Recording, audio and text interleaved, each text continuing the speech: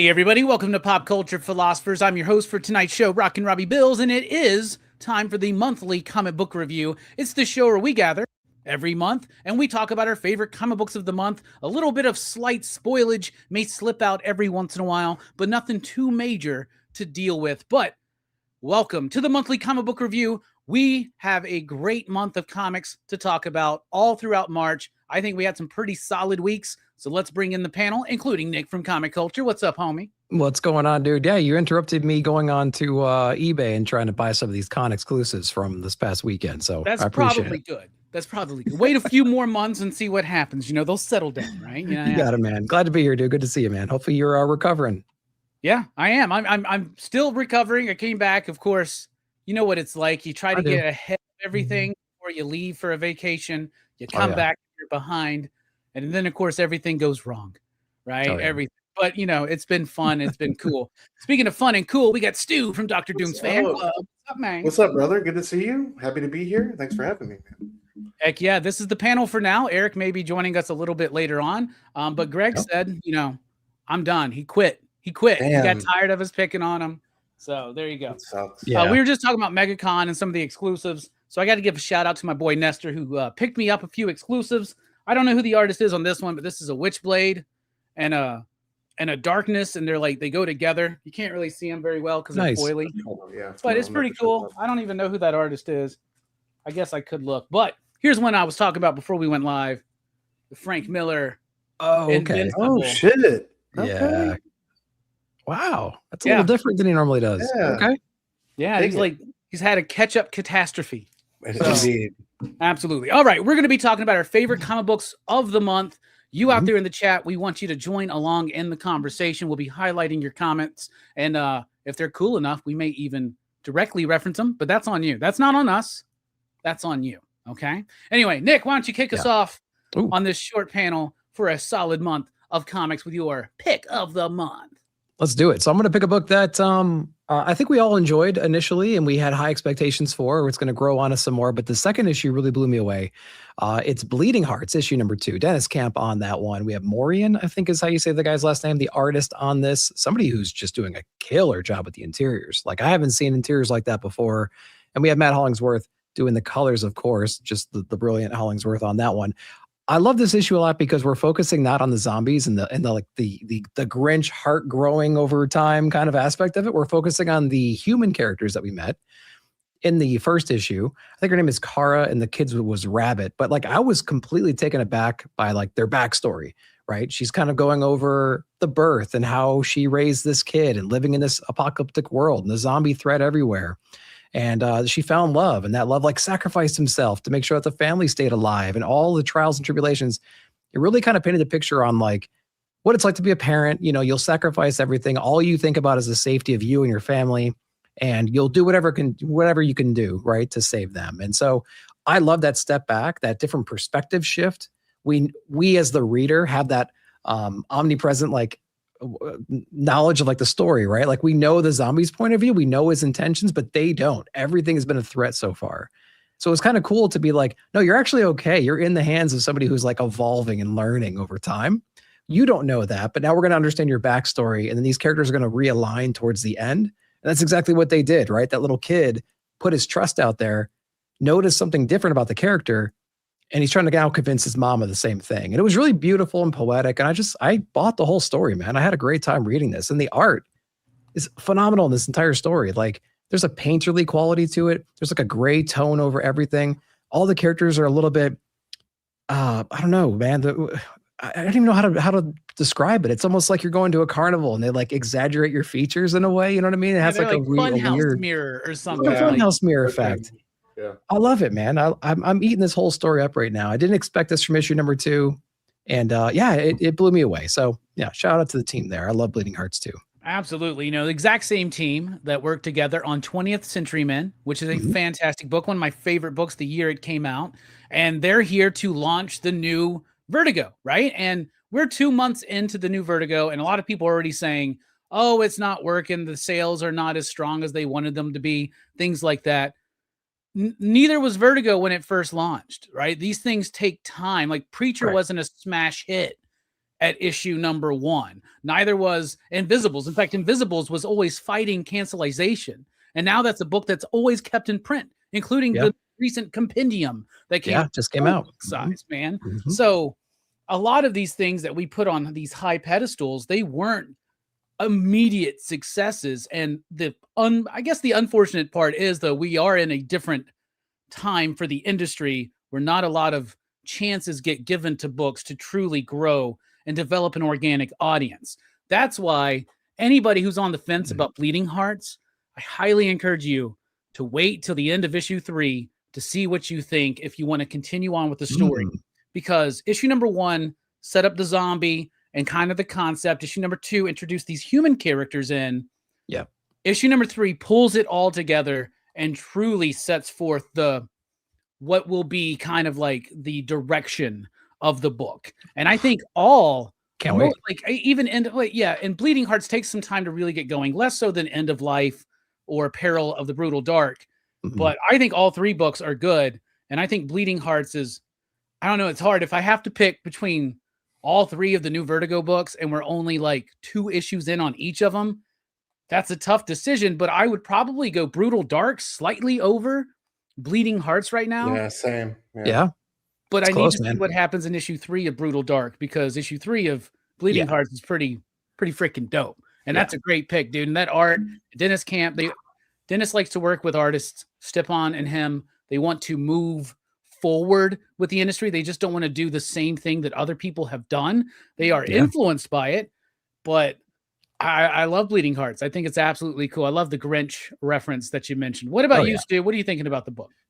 Yeah, absolutely incredible issue. Great series. I think, like Nick said, it's a great issue to immediately get invested in these characters and their trials and tribulations. Like the whole sequence with her giving birth on the highway, the husband's sacrifice so that the family could go on living, just like all remarkably poignant moments that aren't depicted in like the most like loud, biggest bombastic way. Like I think the husband dies off panel, but you still feel his sacrifice and kind of and every single way.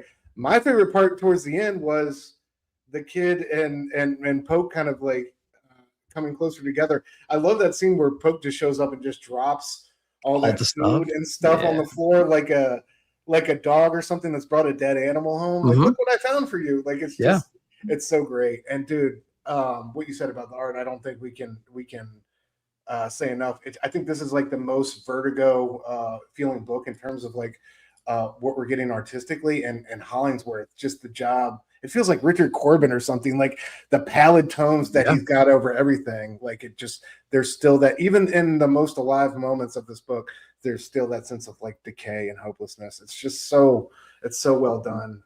The creative team, I think is just working together in such a unique and interesting way. And very encouraging to hear what you said about issue 3, bro, because I've loved the first 2 and I love how they've given us like the different sides of the coin here. So heck yeah. I'm curious what y'all think just about the overall launch so far. We're 2 issues in, obviously. I ordered very heavily, like DC offered bundles where you could get like bundles of like 10 or something like that, I think. So I ordered heavily on all of the issue number 1s because I know how this game goes, and these Vertigo properties, somebody's going to pick it up for an option for a TV show or movie or something. And if I'm stuck with like a bunch of copies of Bleeding Hearts number 1 or End of Life number 1 or Brutal Dark number 1, which I am, I'm happy with that because I think that they'll be worth it. But my sell-through wasn't as strong as I thought that it would be. The interest from my customers wasn't there. And I'm hearing this from other retailers. People are starting to say, it's a failure. I don't think you got to give the new Vertigo a year, I think, to really see, right? And let it pick up some momentum. But because a lot of I would say a lot of people in the industry, a lot of readers, like especially younger readers coming in on the heels of things like Absolute Batman and manga and all that kind of stuff. I don't think they really know, like to them, Vertigo is not this pedestal that we look at, like this like giant milestone thing. So, but the sales do seem weaker than anticipated, except for Bleeding Hearts, which seems to be strengthening a little bit after the first launch, then a dip, and then coming back up a little bit, allegedly, is what I've been hearing. Any thoughts on that, y'all, or just the launch in general?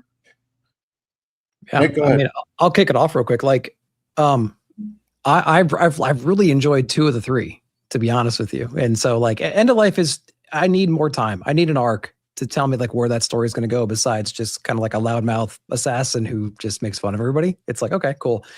The other ones just seem more mysterious, and there's a lot more things I don't understand, and interesting places it could go. I think maybe that's just the kind of story I like. But like, I think I'm with you. We didn't. I don't believe we ordered very heavy on any of them. I think Bleeding Hearts, we ordered a little bit more because they had some more cool covers, and people were kind of digging that. I think the Ezra Kane, it's like, I don't know if there's a whole lot of like of the fans of the creators in my area, unfortunately, and I'm trying to do my best to change that a little bit. And that's what we do. Like, I learned a lot of my tactics from you, Robbie, like hearing you talk about how you interact with customers and the conversations you have and how to point them in the right direction of certain things. Like, I do that as well for my shop. And I'm like, I need to tell you that there's cooler things out there than what you're reading right now, especially if you're reading some of the more mainstream things. Like, you need to go in these directions to understand this stuff. And so, like, one person at a time, I'm trying to convert. So like, my area, I feel like, is similar to yours, maybe in that point of view, where like we ordered pretty heavy in the first issues. It didn't really take, but it's going to take an arc or 2, right? We need a couple trades to really see what the impact's going to be. And until then, we'll just do our bit to keep advertising what the good stuff is, you know? So. Yeah, I remember like 100 Bullets didn't start really cooking until like arc 3. And that's when I first heard about it. And the beautiful thing about Vertigo and the trade paperback program DC had at the time was I was able to get book 1, book 2, and then start reading at arc 3. Yeah. Right. Okay. And then pick up into it. So and we look at back 100 Bullets now and we're like, oh, that's a monumental series, right? What about you, Stu? You got any thoughts? I mean, I hope they definitely give them the chance to breathe and to get these stories out, because all the when I think about, like you just said, all my favorite Vertigo stories, we're talking about 30, 40 issues, right? You know, like Scalped and Swamp Thing and Animal Man and all that stuff. So I do hope they get the chance to tell the story they want to tell, and we don't jump the gun too quick as far as sales are concerned. I will say, man, my shop, you know, I haven't talked to my shop owner specifically about it, but they have a lot of number 1s left on the shelf from like that first round. For me, Bleeding Hearts definitely connected. Ezra Kane definitely connected. End of Life, I was hoping for more from Starks, to be honest with you, man. That was a huge stage for him. I know he's a writer who's, despite like being known for being the funny guy, he's a guy who's wanted to be taken seriously, and I just feel like he kind of doubled down and did what he knows on that one. So End of Life hasn't connected for me as much as Ezra Kane and Bleeding Hearts have. But regardless, I think, you know, we're only 2 issues in. We gotta pump the brakes before we can call it a success or a failure. But I do hope that these books that I have been enjoying, you know, that they get the time to tell the story. And you feel with DC that they will. So DC's way more willing to do that, right? Like, they haven't rebooted Poison Ivy like 5 times, right? You know, in the last few years. God. So, and Catwoman and things like that, like they let it roll. You know, switching teams, it doesn't matter. They just let it roll. Yeah, and I think they're definitely committed to this, because I know that they're also looking at it as IP that can be sold and licensed and all that kind of stuff. So, Bleeding Hearts, a great pick. Issue number 2. You out there in the chat, if you're watching on the replay, let us know in the comments. What do you think about Bleeding Hearts, and what do you think about the Vertigo relaunch so far? Stu, why don't you go and give us your pick of the month? All right, bro. I just read this one earlier today. It completely floored me. It's a series I haven't even been keeping up with, to be honest with you. It was a new art. It seemed like a good entry point.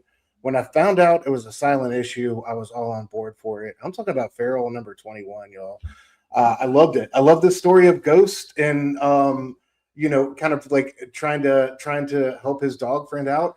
The reveal we got at the end I was all in for it, because I don't want to ruin it, but man, just a character in a series that are near and dear to my heart. But regardless, Farrell, I'm such a sucker for a good silent issue done well, and I think this one was great. You know, with this deaf cat Ghost who's trying to figure out a way to free his friend. We see some heroin things happen in the meantime, in between time, with other dogs getting euthanized and operated on. And then like the way they did little bits of exposition and backstory just with Ghost kind of walking through the rooms, and we saw what was on the screens, what was on the maps, what these folks were talking about. I thought that was really well done. So all in all, like, this was a comic book I had no intention of reading, but when I saw on the cover that it was a new arc, I've heard this was a book that was on, Robbie, I know yours included, so many people's best of 2025 list, and one I've been meaning to catch up on, and now I got to go back and do so because I enjoyed this silent issue so much, and yeah, just seeing the surprise at the end has me hooked. And I definitely want to keep reading it. And what a perfect issue for you to jump in on, right? Yeah, it was. Seriously, because you got the silent issue, which is a tribute to the Larry Hama G.I. Joe issue, which was G.I. Joe 21. So this is Farrell 21. There was even I think a 1 in 25 incentive that was an homage to that G.I. Joe 21 cover. Yeah. And it was incredibly well done. It was, you see some silent issues and sometimes they don't work. And I love that we call it a silent issue when technically all comics are silent, right? I mean, they're not audio, but anyway, that's just a stupid thing. I really liked the issue, like the storytelling, the fluid movement of the cat, the danger, and then the big surprise. And yeah, let's not spoil that here, but holy cow, that is going to goose some numbers up on this title. I think, especially for the next art, put some more eyes on this title. And man, I did not see that coming, like whatsoever. But I thought it was a really great issue. It's a solid book and definitely worth picking up and catching up on. What about you, Nick? I haven't been reading Frell. I've been stacking these for now. I know it's great. I'm gonna get to it on the backlog. I'm interested to know what the surprise is though. Like, you got me interested to see what's going on. I read a little, like, the first arc of this, and I've read, the other books that he's put out with this creative team. So I'm interested to know what else is going on here. So yeah.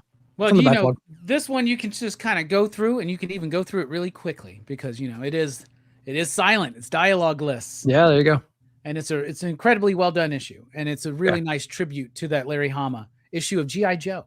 All right, so it's my turn for my pick of the month.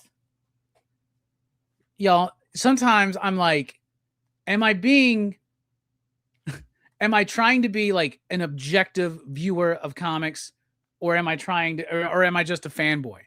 When I picked this as like this, seriously, I was thinking about it. I was like, man, there's some good comics this month, but this is the one for me. I'm going Phantom of the Opera issue number 2. Like, I freaking love it. Because first of all, I think I mentioned this last month. I mentioned it on my channel a lot. I'm a huge Universal Monsters fan.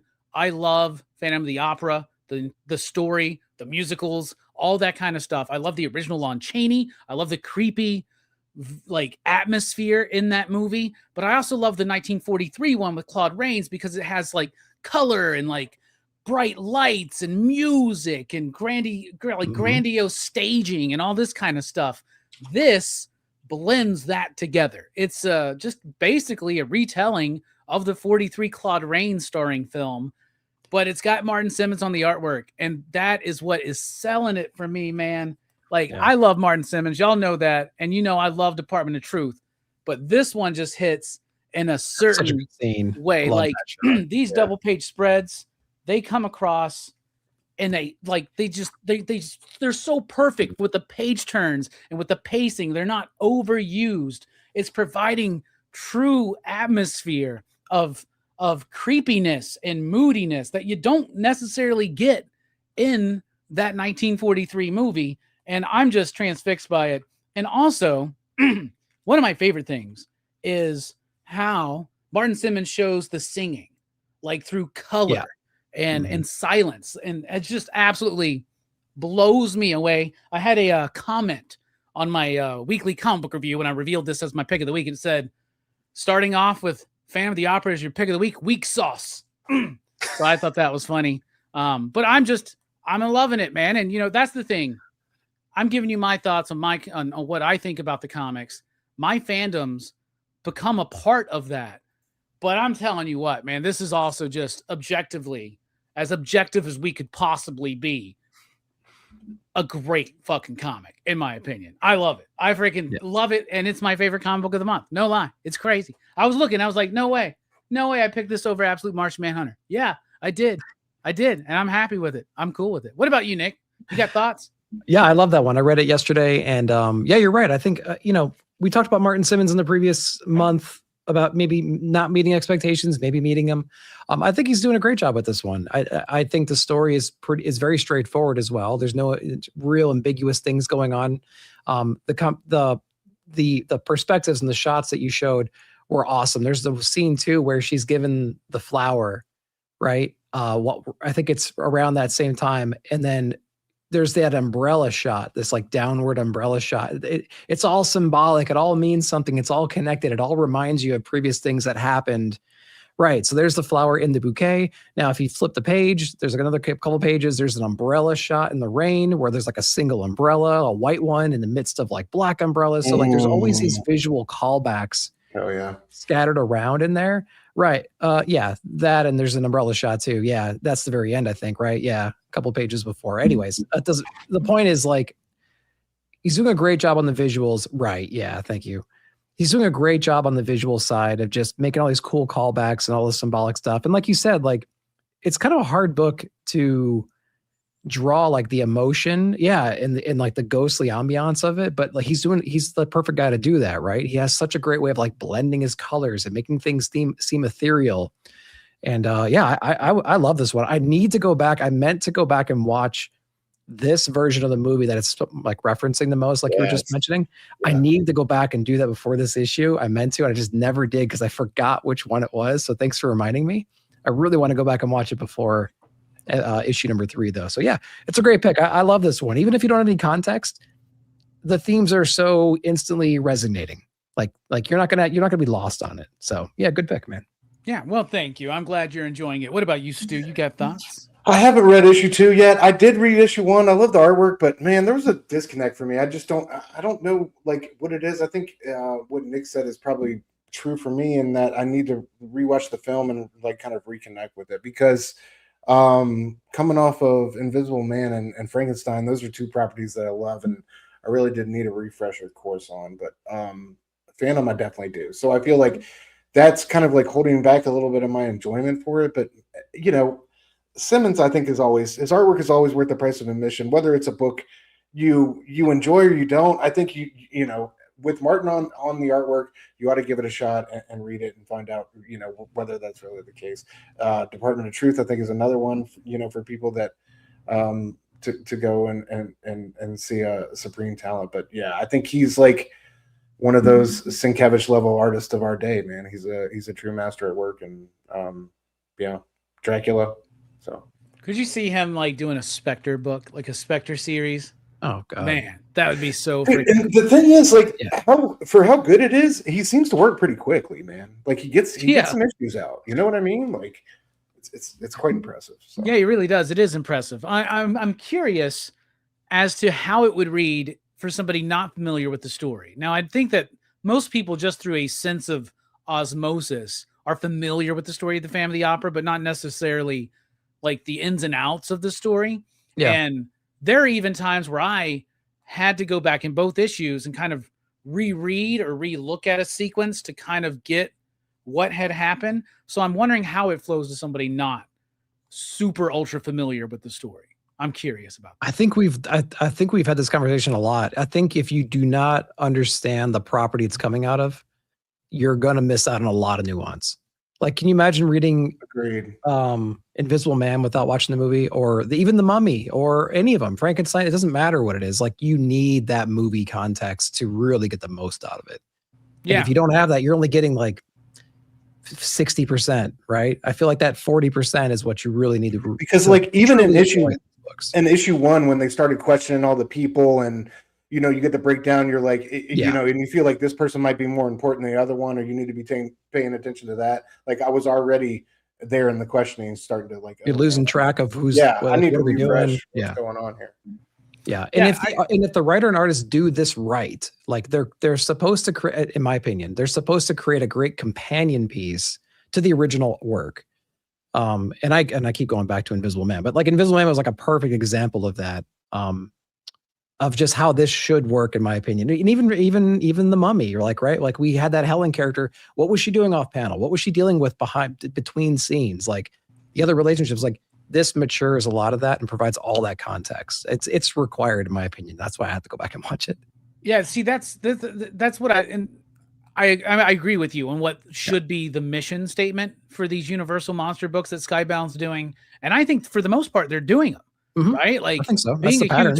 Being a huge fan of those of those movies, I've dug every single one of these books, even ones I think are not as strong, like say The Mummy.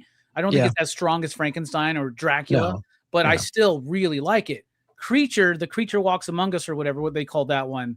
That was a whole left field, man. Yeah, I didn't really dig on that one so much. I'm a little nervous about the Joshua Williamson Wolfman one because it's set like in a different era and it's a different character. And so I'm just kind of like, I don't know if I'm going to like the idea of doing sequels or legacy kind of sequels or anything like that, because even Ron V and Dan Waters couldn't really get me into that. But like James Tynion, what he's been doing, and then even the Mummy book, and Michael Walsh, like I freaking love those. Yeah, Frankenstein. Yeah, was unreal. Well, who's Williamson's artist? I can't remember off the top of my head right now. But it was just got announced, and I knew it was coming because Maria Wolf told me a couple years ago that she was working on a Wolfman cover. Leo Mac, that's right, Leo Mac. But it's set in a different era or something, right? Trying to see. And it's not Larry Talbot or something. It's like a different guy with the Curse of the Wolfman. I don't know. Yeah, there's not a lot in the solicitation I'm looking at. All right. Let's see. Round 1. I think that's pretty cool. So, man. Contempo says Invisible Man was one of my favorites of the Image series. Never saw the film. That. Yeah, I love that. But now you can because it teased it right into it. Oh, that hardcover is glorious. That hardcover came out this week. Grab Looking good, man. I know, and Danny's artwork in that is so freaking awesome. It's nuts, man. Yeah. I keep staring at those kinetic pages. Oof. All right, let's go into round 2. Nick, what you got? And this is coming around pretty quick. Let's see. Crap. Where are we gonna go? All right. I'm gonna pick a book that had just like an epic moment in it. Die Loaded, man. Die Loaded was phenomenal this past month. Issue number 5 is out. I can't believe we're almost through the first arc. You gotta know what happens in Die before you can really appreciate Die Loaded. And so we're basically back in Jumanji again. We're trying to reacquaint ourselves to where we are. New characters are in here, but we have some returning characters showing up inside this issue and some of their family members. And God, it's so hard to talk if you don't have any context, but like there are a lot of cool things and a lot of cool rules that were set in the original run of Die that you, the reader, understand. Now, there's new characters re-entering Die or entering Die for the first time. So you're aware of those rules, but they're not. They're learning these lessons as they go through. And so you can see the pitfalls and the traps and where the story could go from here. And you understand the roles that characters did play in the previous series. There's new characters in those roles. And you understand, again, the problems we did face already. And now you know the problems that they're going to be facing in the near future. So it's so cool to be like a god kind of a character in this story itself, because you understand everything that they're about to go through and they don't yet. And you can see how, so it's just curious to know, like, how are they going to get out of these same situations? How are they going to team up? How is the story going to be different? What new elements, what new rules, what new characters or whatever archetypes are going to be introduced, and how they all going to mix together to get the hell out of Die. So it's a really fascinating, complex story. This one in particular was very emotional. Some closure in here, but you can see characters losing their mind being in these like avatar slots inside of Die. It's really fascinating to see the characters change over time. So I'm trying to be as ambiguous as I can and without getting into too much detail, because it would take forever to explain what's happening in this story. But I love Die, man. Die is such a great story, and Die Loaded has been killing it so far. We're almost one arc through, and I can't believe it already. So I haven't been reading Die Loaded. And I think I read like the first issue or 2 of Die and quit. It's one of many Gillen books that y'all love that I don't dig. And the more y'all love it, the more I just stay away from it. It's kind of like it's an interesting thing about comic book polarity there. There's like it's an interesting thing going on there. Yeah, the harder we go, the softer you get on it, right? Yeah, Sure. It's so crazy, man. What about you, Interesting Stu, though? I know you got thoughts. book popularity. It's a great book. I agree with everything that Nick said. And you gotta know your history and all these everything that these characters have been through to appreciate the stunning reveals and dramatic action that we got in this latest issue. But this was the issue that we had been waiting on. There had been a lot of slow walk up that hill to get to this point, and to finally see everything revealed was crazy. This Gillen does a great job, much like in Power Fantasy here, of always subverting your expectations. You never know what to expect, and especially in this world, man, where fancies and whims can become reality in the snap of a finger. Is like you don't know what's going to happen. So again, one of the best writers we have in comic books right now. Just super smart and brilliant, and just the complexity he's able to weave into his storytelling, with structure, with characters, development, and not only that, but I'm not even a role player game guy. If you are, this is the book for you without a doubt. But just not even being a part of that world, but being able to respect it and appreciate it from the outside looking in, while enjoying this comic has been extraordinary. So this was, like I said, this was the issue we wanted, and that we had been checking our watch for, and it was great to get, and I can't wait to see where we go from here. So Stephanie Hahn's also incredible, insane, has been on every issue of this series, both the OG volume and this one, and she's the interior artist, right? Yeah. I talk about blew pain. My mind thinking about that just now. I was like, okay, I didn't realize she came back for book 2. Oh, it's crazy. I never touched book 2 because I never really read book 1. I don't know, man. There's something about Gillen's work that just doesn't vibe with me sometimes, but then sometimes it does. I love Wicked and the Divine. I love that book. When he works with McKelvey, I seem to really like it for some reason, because I even like when they worked on Young Avengers together. Young Avengers was my shit. But Gillen's run on X-Men, I didn't dig the X-Men run. Yeah. I think he was in between a rock and a hard place there at the end of. I'm even talking about the first run, the first time he did it. Okay. Right? The first time he did it, his Thor run, his Loki work. I don't know. I just never really super vibed with me. What do you think it is about Gillen's work that works for y'all? Go ahead. I think you ought to honestly just take a look at Power Fantasy and not even download it. I would say look at Power Fantasy and see how you feel. I think I can totally vibe with what you're saying regards to the superhero space, but I think without those shackles of the big two and those characters, the work he's doing in the independent realm right now is just on another level. I think he's doing some of the best work of his career. I've gone back and forth with some of his stuff at Marvel. I love the Internals. Axe was okay. Some of the stuff I've loved, some I haven't. But recently, just rereading the first volume of Die, Power Fantasy has been amazing, and I just think he's you feel like Dennis Camp. You feel when you're reading somebody or that in touch with an artist you love, you can feel when they're operating at the top of their faculties, and I feel like Gillen's really on another level right now. So just the things he's doing in Power Fantasy, dude, I'm telling you, I think you would love it. I don't know if Die necessarily would be the one that you would connect with, bro, but yeah, give that first tour trade. Well, I did read the first trade of Power Fantasy, and then I liked it, and then I waited, but now the third trade is out, so the entirety of those issues. So I loved Butch. By the way, the weekend. I loved Butch. Butch was great. So yeah, I'm excited to dive into it and check it out. I got some more Marvel runs that I'm going to get caught up on first, though. Just because I know that irks the hell out of y'all when I say that. Yeah. Gotta cash those checks, baby. All right, Stu, what's your next pick, man?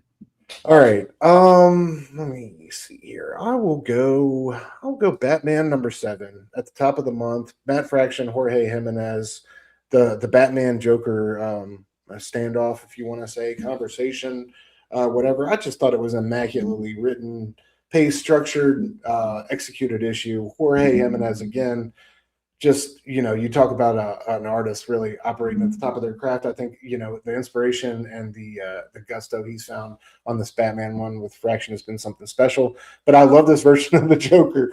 I love the dad bod, first off. So here for it. So here for it. Love the mask, how it resembled like his crooked smile. I love like the like electric whooshing we got whenever he, his brain got especially stimulated in conversation with Batman. And I just love like the paneling, how, we were reading his prompts for most of it. And then like that brilliant gatefold page Jimenez gave us is worth the price of admission. Just that brilliant Joker collage, absolutely gorgeous. And I just thought it was just such sharp writing. Going to Joker in issue 7 was like kind of like for me going in, just because he's, we all say it, but he's, they beat that dead horse so much as it is. But I just thought this was really original take on it. I love how Fraction kind of tied it in with the end of KO vaguely, like that's why he looks like that. He's been beat to shit, etc., etc. But I loved how menacing in like another aspect and another light that this Joker was, like through the telepathic, telekinetic type of vibe that we haven't really seen before. So I thought that was very interesting. I love the little story within the story we got about that guard who was disfigured by him, wanted to kill him, and ended up, ultimately like being his little lackey. So, great to see that he's still a threat. Just again, so many brilliant things like from Jimenez throughout that one. There was a great little shot of like Dr. Zealot's glasses during Batman's interrogation, and like in one lens you see Batman and the other you see the Joker. There's just a million little moments from like that from Jorge, like in each one of these issues that you just adore. The title pages have all been gorgeous. So yeah, man, I've just been loving this run. All-timer. I said it before, I'll say it again. I think it's going to be an all-timer of a Batman run, and this was just like such a surprising fresh take on the Joker, and really impressed me. So Batman number 7. Yeah, I love Batman number 7. When I first saw the solicitation for it, I, like you, was like, man, we're getting to the Joker already. Like, can we not just wait and pace that out? But this was perfect because this is just a one-shot story, just so that it reminds us where the Joker is. So it gets to reinterpret Joker, right? Especially, I love the connection post DCKO. And by the way, love how connected everything at DC feels right now. Like every book is on like a fresh new start with a new team or a new story arc, like a new jumping on point, including this. Like if you've been hearing how good Batman by Matt Fraction and Jimenez have been, then you got a chance to just jump in here and read an issue. And if you jumped into this issue, that's perfect for a new reader. Holy crap, Joker. So it works for that, but it also works as just letting us know where Joker is. So that way we always have in the back of our head, the threat and the menace is looming in the background. And that's when the Joker is most powerful. I feel the same way about Dr. Doom.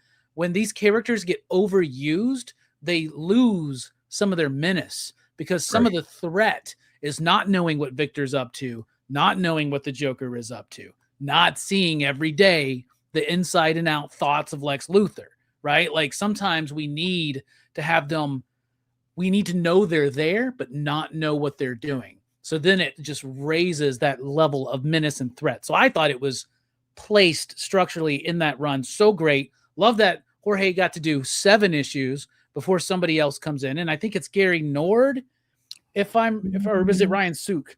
I think it was Ryan Sook. It's somebody. It's good. I've read the next issue too. Yeah, also, so many things. Isn't it Gary Nord? I don't know. That sounds awesome if it is. It's either him or Ryan Sook, man. For some reason, I get those two confused. I have no idea why. Ryan. Different styles. It's Ryan? Okay. Yeah. It's probably because there's like 2 names that are 4 letters. That's probably what it is. That's a weird thing. Anyway, so many dumb things are happening in Gotham right now. Vandal Savage is the commissioner of police. Poison Ivy's the mayor. This is dumb shit, but it works, man. And that artwork's great. And this has been a fantastic run. So much so that when I had Priest on the channel a couple weeks ago, Christopher Priest, one of the first things he asked me before we got going was, dude, is Batman as good as I'm hearing everybody? Every time I'm hanging out with creators, everybody's talking about Matt Fraction's Batman run. Oh, hell and yeah. I was like, yeah, dude, that's cool, because it's working and it's selling really well, and people are really digging it. What about you, Nick? Yeah, I mean, yeah, I echo everything you guys are saying. The one thing I want to kind of bring up and hear you guys' thoughts on is like it definitely feels like it has some of the drama that Absolute might have. And I know Batman in the last several years has always been dark and brooding and whatever, but like I feel like Absolute's influence is in this as well.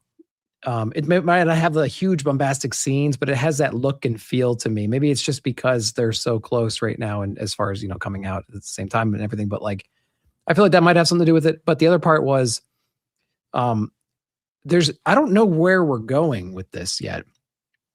Like, if you had to summarize the first volume of this series so far to somebody who hasn't been reading it, like, there's no single path we're taking, right? Every issue is the different focus. Like, oh, we got to worry about this right now. We got to worry about the Robins. Now we got to worry about Tim. And now we got to worry about this new threat, the Minotaur. And now we got to worry about Killer Croc. And now we got to worry about Joker. And now we got to worry about this secret lady who has ties to the whatever that Damian knows. And it's like where are we going? And then you have the threats that were pulled forward from the other arcs. Then you have KO on top of it. There's no single direction this book is going in, which makes it fun. It makes it episodic. But I don't know if I can like summarize the main theme besides just kind of getting reacquainted and reoriented to the scene. And like, that's the easy answer, right? Like, and maybe there's no answer to it, but I'm interested to see what arc 2 looks like. Like, what does 7 through, 12 look like? And is it going to be more singular focus? Are we going to narrow down some of these looming threats and focus our attention for a little while? Or are we going to continually jump around like Absolute does? Every 2 issues, we have like a new thing, right? Now a Scarecrow, now Poison Ivy, now we got this, now we got that, now we got Penguin coming, now we got whatever, right? So it's like the pace is so quick with Proper right now, and I'm digging it, but I can't focus on it, I think the through line to me so far, what I've been picking up is just kind of developing this relationship with Bruce and this doctor. I can't remember her name right now, right? Right. But that seems to be the thread through every issue right now. And like you said, it's episodic because of that. Like, they introduced the Minotaur because it's something that Matt Fraction is going to set up to play with later on. Or whatever. Yeah, there's a lot of setup happening right now. Yeah, a lot of setup and a lot of just reestablishing Gotham. And with the pace and the dynamic quality of it, definitely got the energy of Absolute Batman. But it's like, it's also, but meaning visually and like technically speaking, but like, it's a brighter atmosphere. Right? It feels more like a kid's, like when we all first got into Batman as kids. I don't know about you, but I didn't start reading Dark Knight Returns. I was watching Super Friends cartoons and him meeting Scooby-Doo and shit like that. I feel like this Batman is more likely to meet Scooby-Doo, though I would love to see what they would do with Absolute Scooby-Doo. Nick Dragata's idea about Absolute Scooby-Doo. Could you imagine that? Could you imagine that? Absolute Velma? Come on. What are you thinking about that, Stu? Went there quick, bud.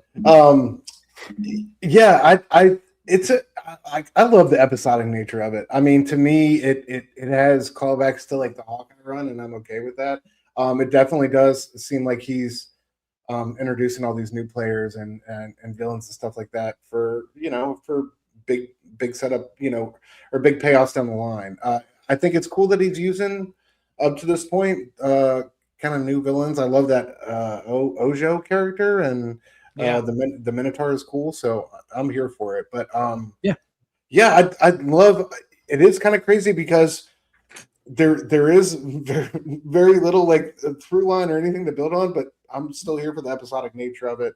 And yeah, in Fraction we trust, man. I think it's gonna, all come together in a very cool way. But, well, it's all with the doctor lady, right? Like, don't trust her. She's up to something. There's something going on. She's connected with the Joker, Damian. Now she knows that all this, like she knows so much, and like it's just that to me is it. But I mean, I'm curious as to what the long-term plan is as far as like, is this 12 issues that Fraction is kind of signed up for? Like, we don't usually know this, and usually they don't know, right? But this book is doing really well. I'm pretty sure they want Fraction and Jimenez to keep doing it for as long as possible, right? Yeah.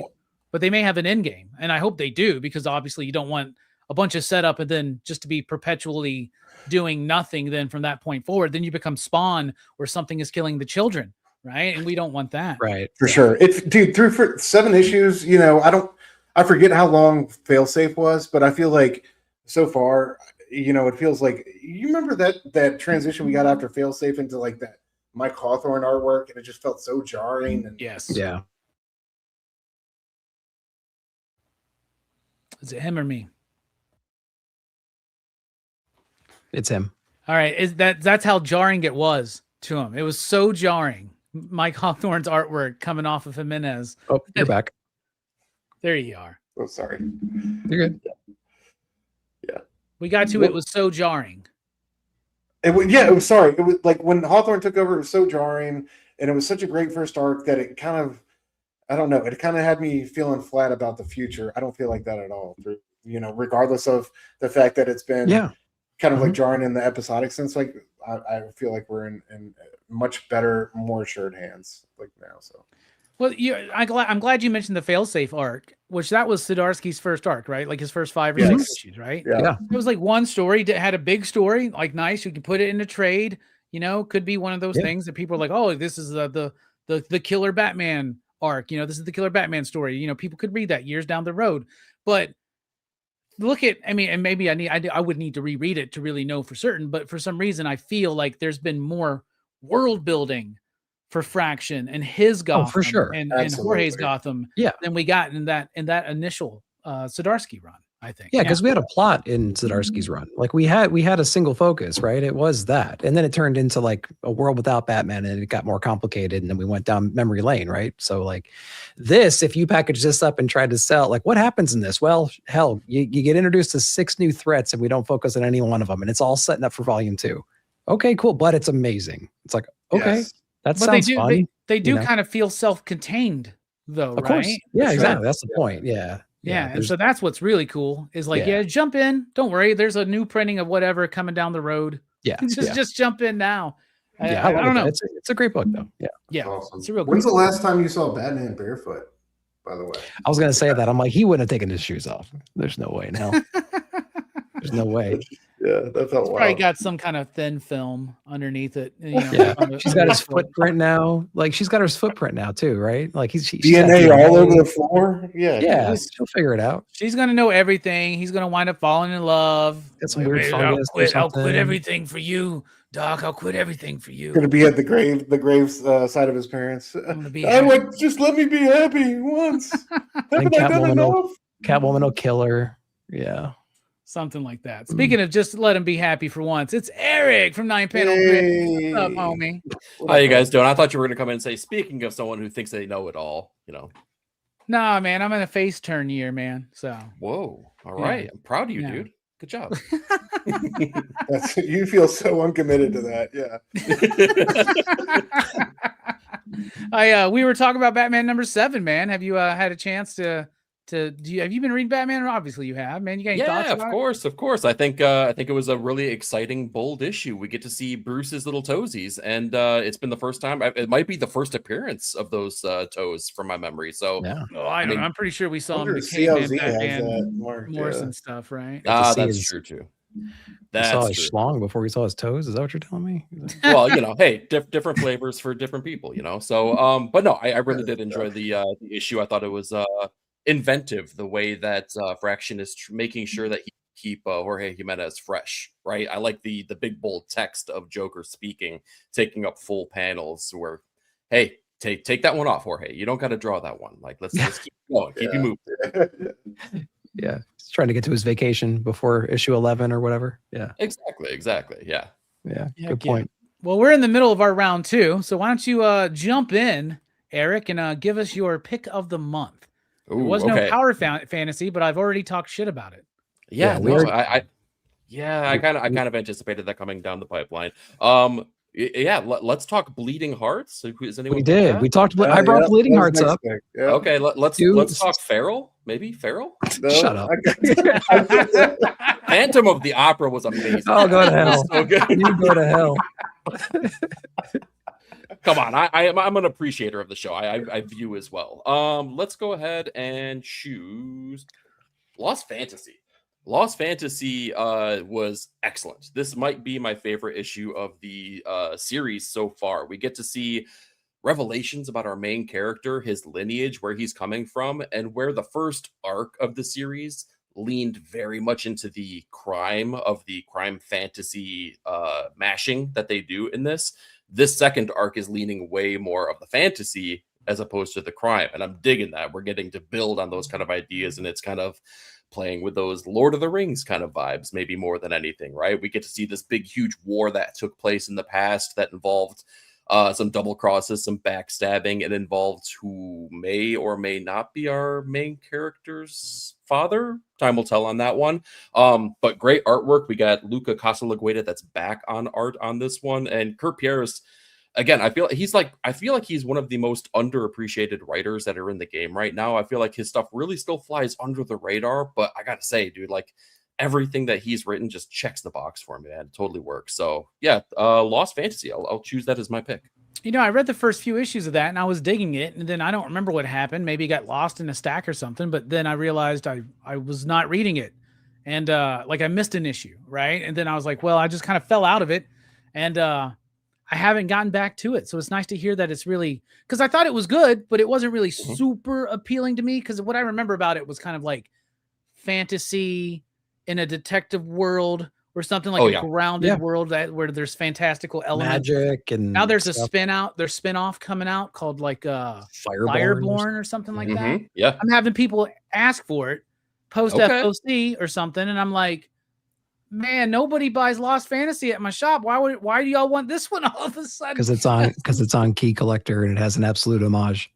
Oh my goodness, of course. All right, there we Hot go. spec book of the week. New series in the Lost Fantasy universe. There's a lot of covers on Lost Fantasy too, man. Yeah. Dude, those homages are so good though, man. They're all the classic great video game ones. Oh, I love them. What do you think about the book, Nick? Almost I'm like you. I think I read maybe the first 4 issues. Didn't totally resonate with me. And I just kind of fell off. I just fell off. And I know Eric kept on going. I'm like, I'll hear it. I'll live vicariously through Eric and see what his thoughts are on this. And if it gets insanely good, I'll go back and pick it back up again. But I hear it's still good, and that's good thing to hear. What about you, Stu? Yeah, this issue was insanely good for sure. It was my favorite issue of the series so far. Incredible action.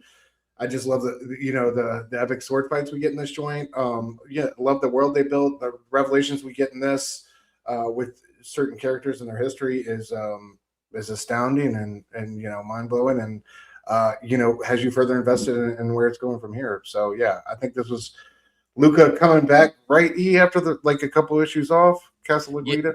Yeah, we had Maxi Dalio. I'm probably butchering that name. Yeah, he was doing the artwork for a couple issues, and then Luca came back. Yeah, Luca came back with a vengeance, man. He killed it. So this is a great little indie book that's been consistent throughout every issue for me, even with the artistic switch ups.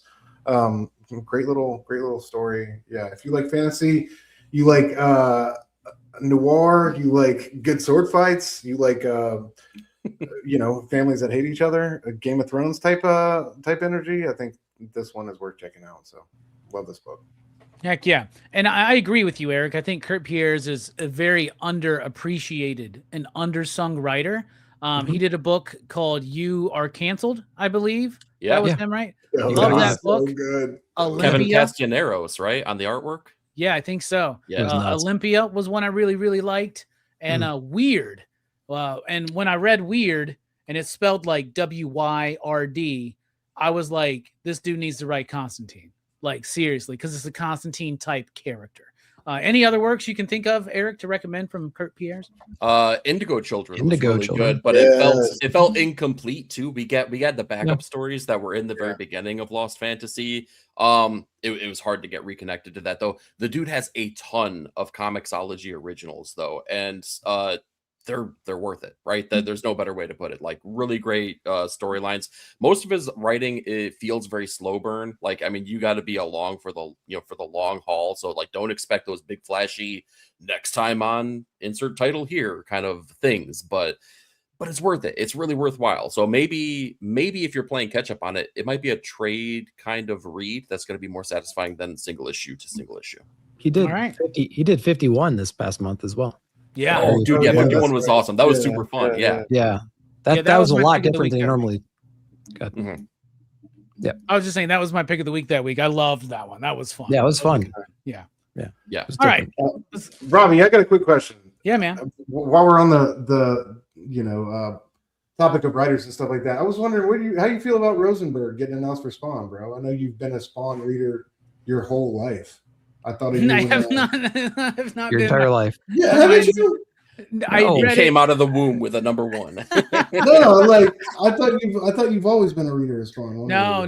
I picked it read up. Spawn for like Mhm. the first like 15 or 18 issues, like every kid my age did, Yeah. and then dipped out of it and got into snobby Robbie phase, and and I was very anti-Spawn for a while, and then a few years ago, I Mhm. decided as just part of a work to let's just overnight become a Spawn fan. Mhm. Let's just see, just as like overnight, like all this shit I've been talking about Spawn for 20 years. Let me just overturn it, and all of a sudden I'm the biggest Spawn fan. And I did it. I started buying action figures. I started reading all the comics. I went back and reread. I read through like the first like 150 issues of Spawn. Yeah. I've been reading since like issue 300. I read most of the titles. And I am a fucking Spawn fan now. I'll tell you that, dude.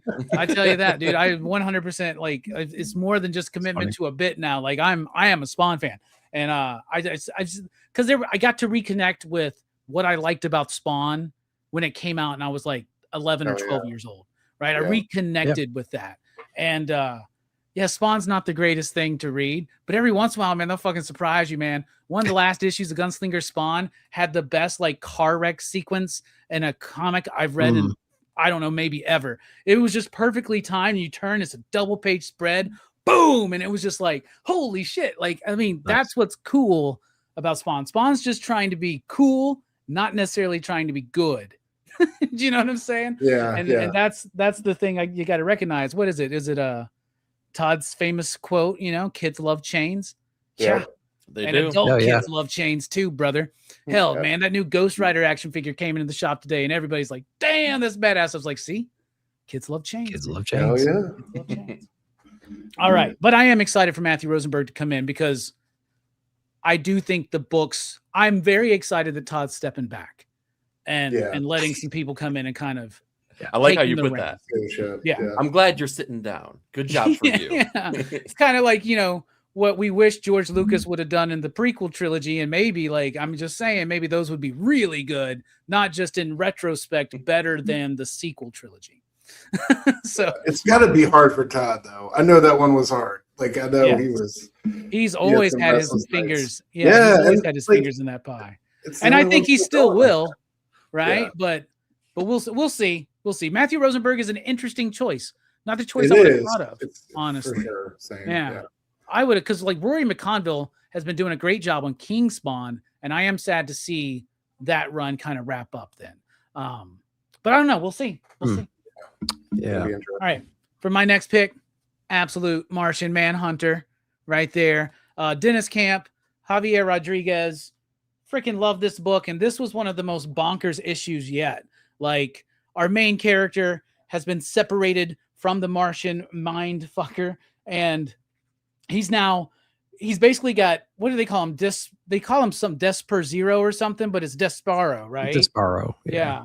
And so we got an alien autopsy going on one hand, and then we got this crazy ass like war vet dude, and this is just psychedelic war comic book explosion, man. The artwork in this book is insanely cool. The themes are all working. The menace of the white Martian possessing the kid and the danger to the mom. Man, this book is just firing up, man. Only 2 issues left. Remember when we were so happy that it got allowed to continue after issue 6? Now I'm so sad it's going to wrap up at 12. They have an open invitation to do as much as they want, but Camp and Rodriguez are going to be working on another project together. So I'm excited for that, but this to me is just the best absolute book. It is so different, so unique. In my video this week, I compared it to Shade the Changing Man, Chris Pachalo, and Pete Milligan.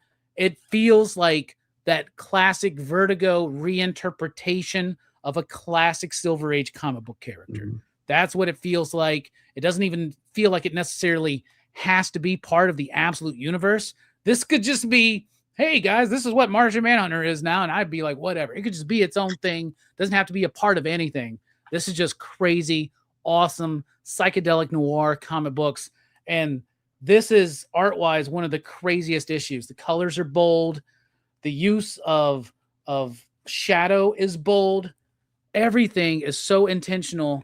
It's all there. I love the book. Y'all know I love the book. I'm gushing all over it. What about you, Nick? What do you think about Absolute Martian Manhunter? Dude, I don't know what the hell's going on in the story anymore. Like, I feel like this issue, I really enjoy this book too. Like, it's the most confusing comic I'm reading right now, but it's one that it never disappoints me if I don't understand what's going on, because the visuals are just so outstanding. It's great when he's leaving the bar and he's fighting that like hippie military guy, right? Like with the Gatling gun and everything. I'm that's like a third of the way through. Yeah. And I'm like, I don't know who he is, what he's doing here, what is going on, what's the perspective? I completely lost the narrative. You turn the page and there's two people at like a movie theater, and the male character says like, "What is this, Lo?" And she goes, "It's a metaphor, sir." And I'm just like, okay, I need to reorient like what I'm freaking looking at right now as far as the metaphorical meaning behind everything. And I'm like, oh, okay. It feels like they were talking to me at that moment, trying to pull me back into like, you're missing the point. We need to reel you back in. But what you said about like the white Martian, is it Tyler, the young boy, the white Martian, and how he's influencing the boy and how he's now influencing the mom, and the composition panel work around how that's happening. I loved all that stuff. It's like that smoke element, but like the words and the lettering are baked into it in a really cool, interesting way.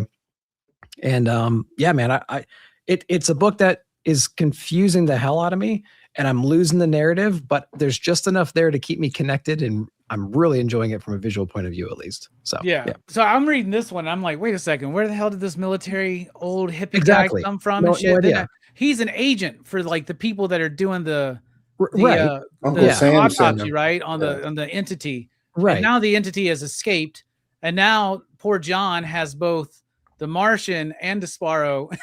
Yeah. So this is going to be issue number 11 is going to be he crazy. blew up in the Fireflies in the previous issue, which whatever that means. And then one of them escapes and goes to the bar, and he gets encapsulated by the dude he's with, the bar patron that he's with, who gets capped during the whole entire thing. And it's like, what, this is insane, man. I cannot wait till all 12 issues are out, and I can just take a strong edible and just read all 12. Like, and I'll just be like, 14 hours on issue 2. This book is great. I know you like Martian. I haven't turned the page in 90 minutes, man. I haven't turned the page. Right, I know. Yeah. I know you like Martian Manhunter, but have you ever tried it on weed? And also, Bob, you're right, dude. Ashley Wood, Hellspawn. That's a great book. Oh, it's not a great book, but the art is great. Brian Michael Bendis wrote that. I did, correct me a little bit. I did read Hellspawn and Salmon Twitch when Bendis was working on it, Stu. So there was a time where, because Bendis was able to overtake that, but then it introduced me to Ashley Wood. No idea Bendis wrote some Spawn. That's crazy. Yeah, he did Hellspawn with Ashley Wood, and he did Salmon Twitch with Alex Maleev. It wasn't Alex at first, but then they started working together, and that's when I got introduced to Alex Maleev. That's what got them pulled into doing Daredevil, was their work on that run. Hell yeah. So you can thank Salmon Twitch for that. So there you go. Hell yeah. Hell yeah. All right. What about we're not done talking, right? That was just you, Nick. Okay. Stu, Absolute Martian Manhunter. What do you think? Love it. Absolutely brilliant. I could just, gawk at what Javi's doing in these pages all day long. I think Kent pushes it to the edge of like, you don't know exactly everything that's going on, but you have a good enough idea where you can piece it together. Again, but Javi's details, like the things he's doing inside these panels, is why you're sitting down and reading this comic. I just love this, the whole thing with Rainbow, always having these clouds of these like ghosts from the Vietnam War and stuff, either behind him or under him. Or I love that one shot he's got the Gatling gun and you see the clip and it's just people. Yeah. Like it was just so well done, dude. There's that beautiful panel at the bottom of the page where it's got his face and it just looks like clouds or smoke, and you see like the two nuclear, like atomic bombs or whatever going off in his it's just absolutely brilliant, man. Like there's so many of those pages and those moments in this one. I love what's going on with the Martian at the same time. Like I said, it's like these huge things that you kind of understand, but you don't at the same time. But at the same time, that girl exclaiming, even after all we put it through, it's still taking the entire U.S. prison system just to hold it down. And it's just so brilliant by Camp there. I love that, and all the back and forth between John and Rainbow and their battle is incredible. It's really freaky what's going on at home with his wife just kind of like being completely under control of this kid and starting to self-harm and do all this crazy shit. So yeah, man, I know we got a delay on 11 and 12, but regardless, this was a good one to like have and just to sit with for a while. And it's cool, like not knowing that Despero is an ancient like Silver Age DC character. That was really cool to find out a couple weeks ago, and just like the way he's kind of like reinterpreting him and like putting it back into this comic in such a unique and original way has been incredible. But Javi Rodriguez, like we said it once, I'll say it a million times, just deserves all the flowers on this one, because he's really just elevating this to levels unseen before, and the things he's doing just with the color work alone in this, you could talk about for years. But not to mention all the crazy action panels and the things, other things he's got going on. So just a brilliant comic. I hear people moan and bitch all the time that they don't understand what's going on about it, but I love that we can acknowledge that and still appreciate it for the incredible work of art that it is. Because why are you saying people when you mean Greg? He's not even here. We can't do that. No, man. Come on. There's so many. I see way too many people out there who are hating on this just because it's a work of art. Let there be mystery in the world, people. Yeah, let there be. We're the same, Keith. So, yeah. The world's strange place, man. Let's keep it. Indeed, brother. Indeed. What about you, Eric? What are your thoughts on Eminem? I think this week has been brutal, and I haven't even gotten to the shop as of yet. So this is on the back burner still. I'm excited to read it. It has really the second arc has really taken hold. For me personally, more than the first arc did. So I'm really enjoying it. From everything you guys are saying, though, it's gonna be fantastic. It's gonna be something I treasure forever and ever. But what do you guys think? Like, what? So they had the option to continue doing this. That we could have gotten 13, 14, 15, and so on and so forth. What do you think enticed them to drop this? They said it was like a once in a lifetime. Like we can't turn away from this. What do you think it is? I don't know, because I would initially think that it was something creator owned, but when they said it was a once in a lifetime thing, it makes me feel like it's a certain property. Yeah, because I think they said it's still with DC. Okay. Huh. Yeah. I don't know, man. Dude, like Robbie, I gotta say, like your comparison point, if they were the team that took on Shade the Changing Man again, I would just die. I would just keel over and die, dude. It's like if anyone could do it, if it's like on another round of Vertigo, like we're gonna get another camp book. Like, I feel like it's Vertigo. I really do. I think they got something cooking for the next. For whatever Vertigo next level is going to be. What if it's Doom Patrol? That would be another good. That'd be down. Sure. Yeah. Oh my God. Nick, you're way too calm for this. Get excited, buddy. I don't know. You know what I love about this book is, like, I think about this book and I think about the colors in it. I just think that's just such a brilliant thing that they've done. Like it's like a abstract thought in your head. It's incredible. Yeah. Like the only other thing I could think of is like Constantine, right? I feel like that would be a once in a lifetime opportunity to take on that book, right? It changes creators' lives very literally as they see John Constantine in real life. So yeah. So like, I mean, maybe that's it too. But either way, like Swamp I hope Thing? it.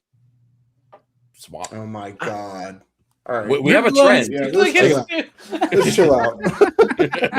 If Dennis Camp's on Swamp Thing, I'm gonna fucking spontaneously combust, Holy shit. Yeah. Nice. All right, guys. We're just a little bit over an hour. You want to go another round and include Eric this time? Sound good? Let's do it. Nick, what you got? Round 3. I don't know. I've been staring at this list for like 5 minutes now, and I can't freaking figure out which one I want to talk about. Let's talk about shit. Maybe I we loved go. that book. Shit was great. Shit was a great book. Yeah. Maybe we go. Maybe we go Sacrificers. Let's Oh, talk I about hate some you. Sacrificers. Issue number 19. So basically, our world is going to hell right now. We have a resistance that's building. It's a looming threat.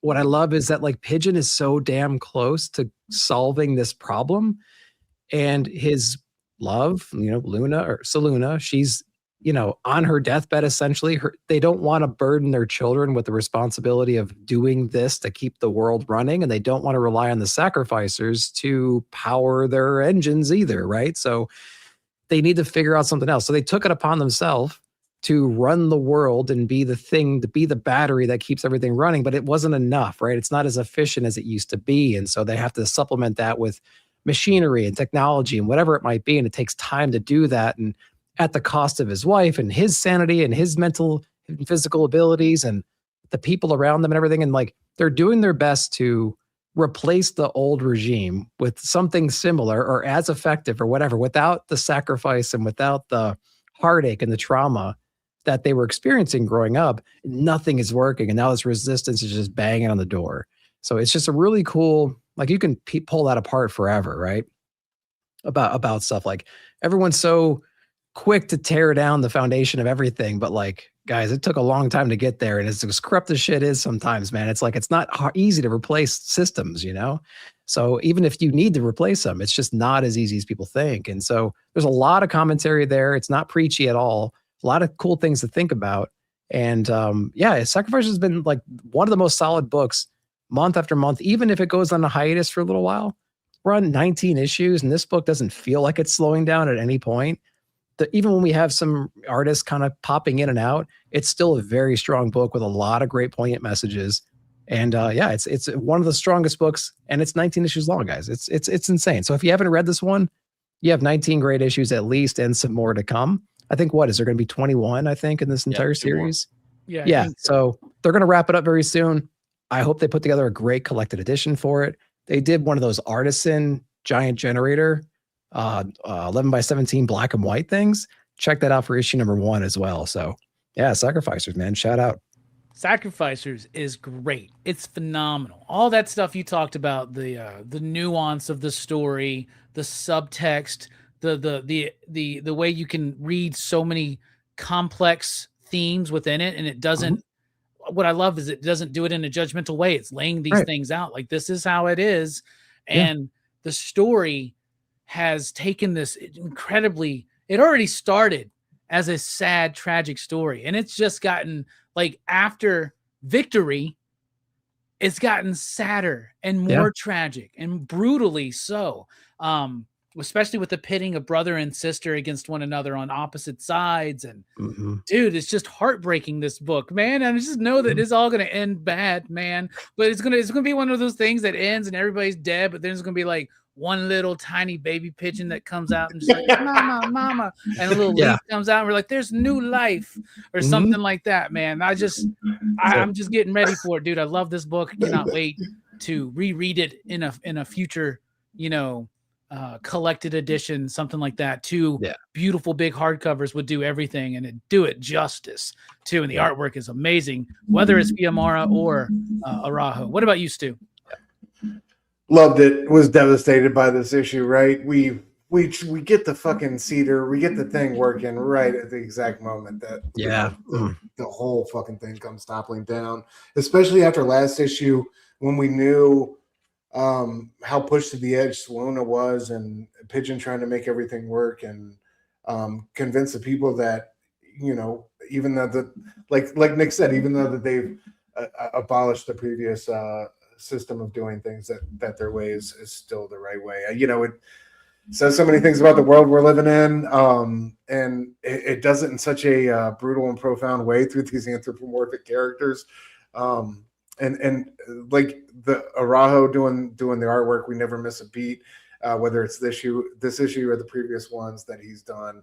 But this one was just brutal, man, and it's really like I love your hopeful thoughts, bro. I hope we get baby pigeon. I want to pet baby pigeon and pretty bird, but I don't know if it's gonna go that way. I don't know how we pick up the pieces, but this series has just been just so incredible from start to finish. Well, or start to where we're at presently.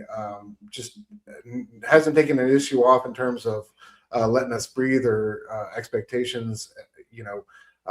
So many twists and turns. We've been through so much with these characters at this point.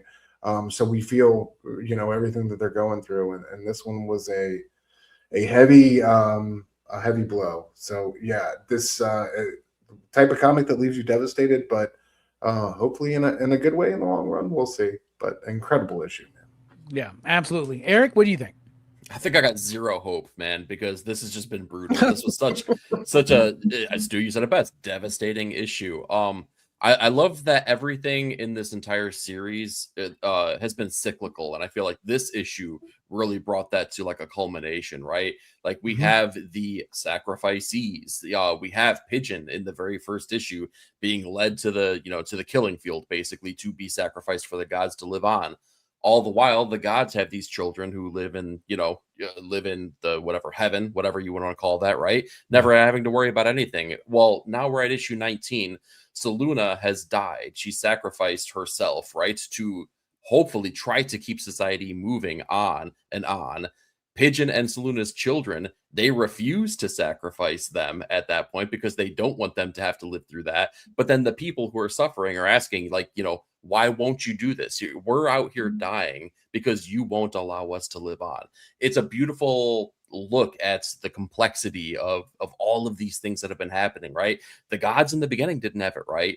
Pigeon and Seluna definitely don't have it right either, right? But there's that tragic... so again, coming back to that cyclical nature as well, Seluna saves Pigeon's sister, who is going to be sacrificed, who then is the catalyst for destroying everything, right, at the point that they're just about to make it all work. It's just...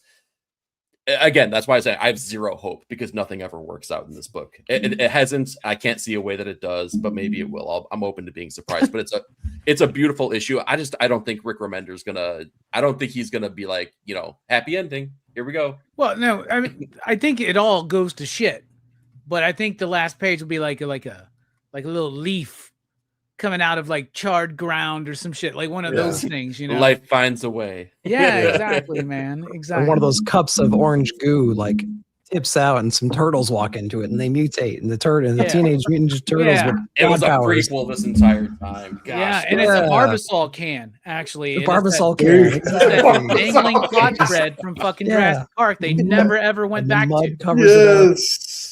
One day, like if anybody ever goes, "Hey Robbie, man, we want your idea for the next Jurassic movie," they'd be like, "How about the fucking shaving cream, like the Barbasol can that you planted so obviously like, 20 years ago?" That'd be fucking hilarious. They have like the next banquet of the gods, and they're all about to drink that like young person juice, and then like a T-Rex or a Velociraptor just shows up at Queen's house. Did you just call it young person juice? Yes, he did. What do you want me to call it? YPJ. I like that. I like that. Sipping on that YPJ. All right. What about you, Stu? What's your next pick?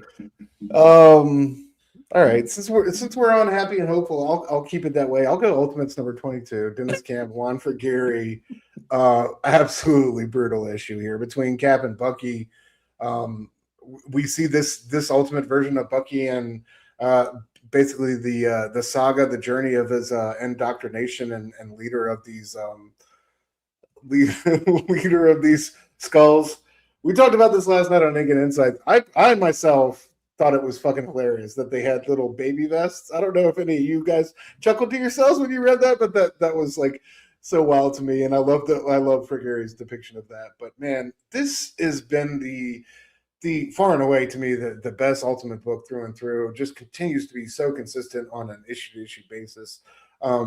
Really a book you can pick up and read. You don't really need like it has carried the weight and like the burden of, I think, moving the Ultimate Universe along, but at the same time, it's done such a great job in so many standalone issues, just giving us great tales, and this one was no different. We revisited the Winter Soldier arc not that long ago, so having that fresh in my mind was definitely like helpful here, and just revisiting the history between these two. But I just thought the way that Camp reframed it, especially when you talk about the things that are going on in today's world with complicity, indoctrination, how words become thoughts, thoughts become action, etc., so on and so forth. It was just brilliant, man, and just a truly harrowing ending that leaves you, I think, on the fence, and you have to make a decision about how you feel. And I still don't know how I feel about it. So, but regardless, man, I just thought such a brutal, amazing issue from Cameron for Gary. Great to have Juan back. I think he's doing incredible things on this series. So. Yeah, I thought it was a fantastic issue. I love how Dennis is framing his ultimate endgame tie-ins, right? And you mentioned like he's kind of dealing with the burden of being the one to kind of move this story along, because all the other books kind of just told their own self-contained story. And the Ultimates had to come in to like really deliver on the promise that was kind of set at the very beginning of the Ultimate Universe that none of the Ultimate titles at the time had any intention of addressing, right? And so he's having to do that, and now he's having to wrap it all up when all the momentum has been taken out of the sales of it, right? Like all the momentum got taken out of this, because as the rise of the absolute books and now the new Image renaissance is happening, I'm not hearing a lot of people excited to talk about Ultimate Endgame, which is crazy because that last issue of Ultimate Endgame was crazy. Absolutely nuts, man. So yeah, I'm loving Ultimates, man. And that was a really great issue, and a really very, once again, we're doing sadgasms tonight, man, as the name changes says, dude. Like, what a fucking sad issue. What Eric, you got thoughts on Ultimates? I do. Well, yeah, Stu, you had mentioned it was really good to have Juan for Gary back. Totally agree, man. And I remember when issues 1 and 2 and 3 came out, and I was just like, I'm not digging this. I just don't. Something doesn't feel right about the combination of the art and the story that's being told. And as the series progressed, I kept feeling just better and better about it, to the point where I was just like, I really, really dig this Juan for Gary guy. And this issue, I feel like, especially the last page reveal, there was something about it. You know, when you have like an artist and you start looking at their work and you start understanding like the flow of their work a little bit more. And then like, especially when they work with a writer, you understand kind of like the pacing and the flow that they're going to do together. This is the first time where I was just like, it's Juan for Gary's art, but it feels like Dennis Camp is writing to his strengths now. Like that, again, that last page, I was just like, oh, this feels so Dennis Campy in a way that I feel like I didn't get previously. But also, it's elevated Juan for Gary's work as well, and it's made it like it kind of gave me vibes of Stephen Morian and what he's done with that artist as well. Like I felt those same vibes. I'm like, dang, man, that's cool. I feel like they're both up in each other's game a little bit at this point. Speaking to that thing that happened at the end, me and Stu were just talking about this yesterday, and man, I gotta say, it's tragic the way that it plays out. I think that Steve was justified in his move, man. I don't think there was any getting out of that without that being the resolution. So really well-paced issue, really well done issue, arguably the best series and getting close to the ending of any Ultimate book that we've seen so far, in my opinion. Yeah, absolutely, man. You were talking about the art, and I'm right there with you. I didn't really like for Gary on this book for a while. Yeah. Right. I really didn't. And I felt like, I don't know. I feel like there's something held back because it's a Marvel book, right? Is that just something that's in my head because of the certain opinion I've had of Marvel of recently in their editorial, or things I've heard from creators, right? Like Dennis may be having as much room to do whatever he wants to, right? I don't really know, but I do think the book has really solidified, and I love how it's taken a self-contained, like, single issue story approach, even through this building up to this grand ending. Yeah. Right. And I think that it's handling itself incredibly well. And I do like the art now. There's something about the coloring maybe that still throws me off. But somebody earlier mentioned, imagine if Dennis Camp would have worked with Sam Keith, and RIP Sam Keith. We found out last week, and it happened while I was at MegaCon. It was the talk that night. Everybody was so everybody loves Sam Keith. I mean, the Max, Sandman, so much creator-owned work. Marvel Comics Presents. We all had issue 100.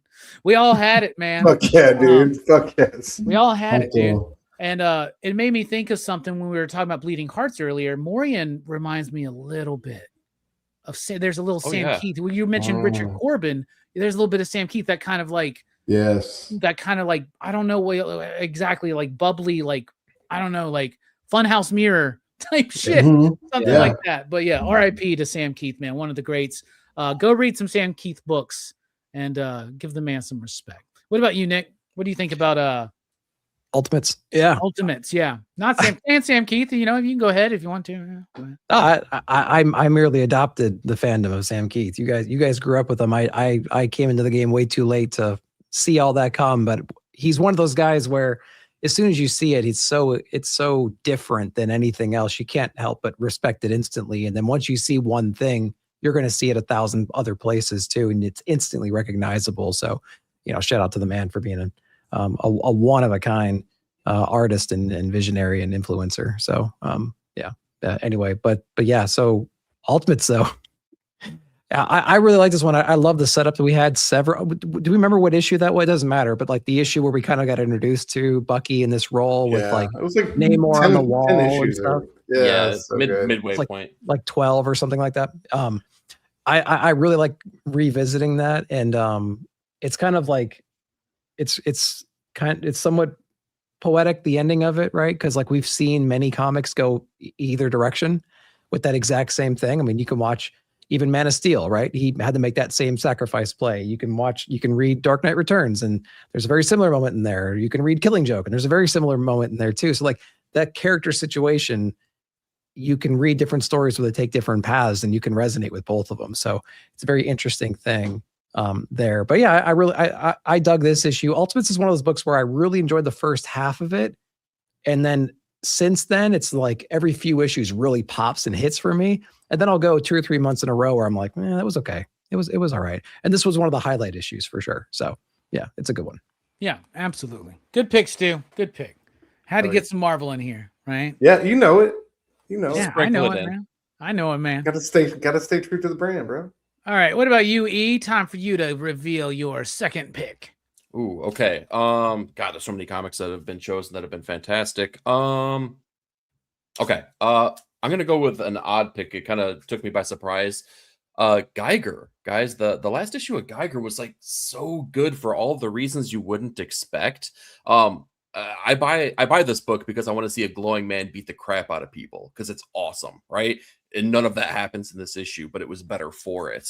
The story behind this character obviously is that he lost his family. He's a tragic hero that walks the land. I can't even say righting wrongs, right? But wrongs find their way across him, and he does his business with it.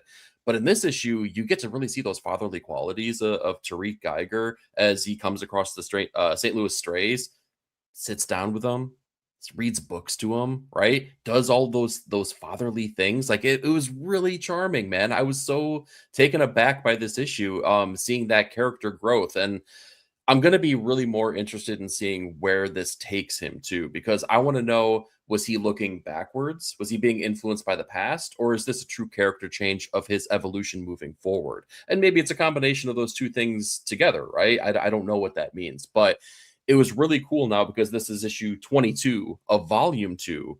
And this is the first time that I feel like there's been this huge character moment for him where he totally went sideways from the norm. And we got something that was really unique and really satisfying, honestly, right?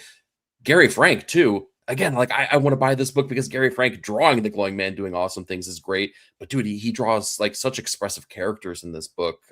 It's just impossible to not draw you in, right? So Geiger, the Unnamed Universe is immaculate. You're not going to go wrong buying anything that is part of that Unnamed Universe for sure. But Geiger is a highlight of Ghost Machine without a shadow of a doubt.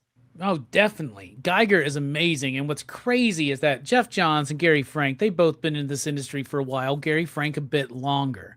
Mm-hmm. They're to have work in what most people would have already been past their prime, right? Like Jeff Johns was a huge name back in the early 2000s. He's already written a DC major crisis event. He's worked in Hollywood. He knows Richard Donner, blah, blah, blah, blah, blah. Then he kind of had a little bit of a falling, right? Just a little bit of a falling there in Hollywood. The Gary Frank, was a freaking artist that everybody loved back in the 90s on Hulk, on Supergirl, doing great work with Peter David. Supergirl, that's right. Yeah, Yeah. then eventually doing a great book with J. Michael Straczynski, Midnight Nation, which might be my favorite J. Michael Straczynski comic book. And their work's gotten better. Like, say what you will about Doomsday Clock. I think the process of making that book leveled both of them up together as a team. Yeah. I really think so. And we're really seeing the fruits of that in Geiger, because it's badass at times. It appeals to comic book fans of all kinds. And you have these kind of issues with these beautiful, poignant moments that have a lot of heart to them. And it's absolutely fantastic, man, this book. What about you, Nick? What do you think? Yeah, I think it handles the balance between action and just quiet, reflective moments perfectly. And I think it does that better than most books out there right now does. I mean, this is this is a book where you can literally be a glowing radioactive man ripping a tank in half and cutting soldiers in half and things like that, with just being in that berserker rage. Then the very next panel, he could be alone in a library flipping through some books he used to read as kids when they went to sleep or something like that, right? Or influential literature from back in the day. So like, yeah, it's a book that just handles that whole range perfectly, right? And Gary's artwork is beautiful, and it's contemplative, and it's delicate. You know, there's a lot of cool ways that they can just mesh that intense story and that quiet moments in the story with that artwork. So it's really something revolutionary, and it's gone on for 22 issues plus an 80-page giant plus a previous volume. And I'm not bored of it. And they keep finding cool ways of introducing characters to push the plot forward, building the world, then they move forward a little bit, and they just keep it fresh and new every time. I'm not bored of the series yet. And I feel like I should be, but I'm not at this point. So props to the team for making it fresh and new every time. Absolutely. The Unnamed Universe, some of the best connected superhero comic books out there on the market. For sure. Stu, what do you think? Yeah, love it. Great series. My favorite Ghost Machine book. Love the work that Frank's doing. Storytelling, like I've loved, volume 1 was a moment, but volume 2 has just been so thorough and consistent through and through. A lot of great like standalone issues, like back there with the zoo, finding out who Barney was and all that stuff. But here again, the way they're able to introduce these, the St. Louis strays, work them into the story. The way they've like pulled other characters like Junkyard Joe in.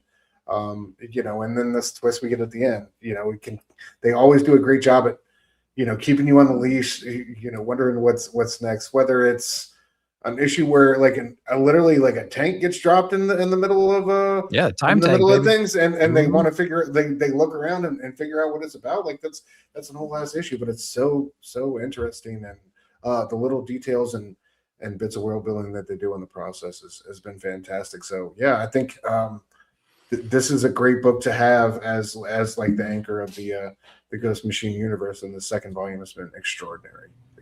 So great pick. Yeah, absolutely great pick, Eric. Great picks all around. Now for me, for my third pick, I'm curious, but I'm going with Florida Hippopotamus Cocaine Massacre, issue number 2. This book is wild. Now I loved issue number 1. It was just crazy. Was really concerned. Are we going to keep that vibe, that flavor, that momentum? Is it more than just one joke, right? Can we keep it going forward? Man, for me, it totally does. So if you're not familiar with this title, Florida Hippopotamus Cocaine Massacre, it is about an amusement park that's hippopotamus themed, that is run by a drug lord who has created a new version of cocaine, right? Like new Coke. Back in the 80s, there is this drug enforcement team coming in on them, and then another team coming in.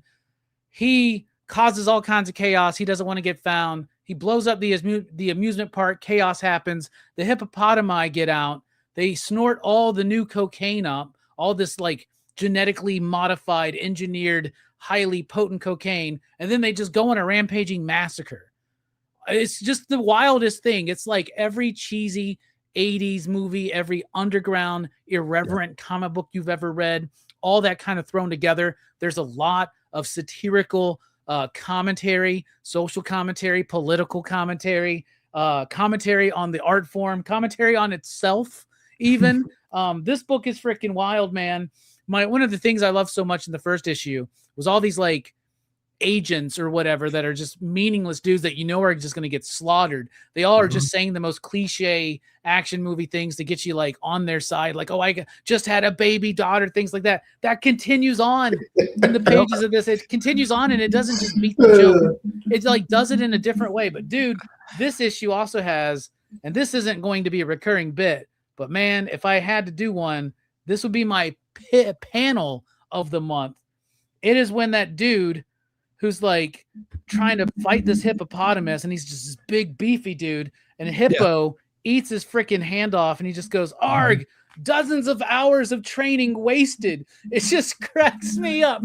It's just like, I've spent all this time training only to get my arm beaten off by a hippo. This book is wild. It's crazy. It is comics like this that make me realize why, as a grown-ass man, I still enjoy reading comics. It's because of sophisticated artwork like Florida Hippopotamus Cocaine Massacre. I love this book. It's wild, man. Nick, you read this one? Yeah, I read it. It's hilarious, man. It's one of those books where it makes you laugh several times per page. It's insane. Like you said, it's very metatextual. It knows it's stupid. It takes every opportunity with every single character in every conversation to be absurd.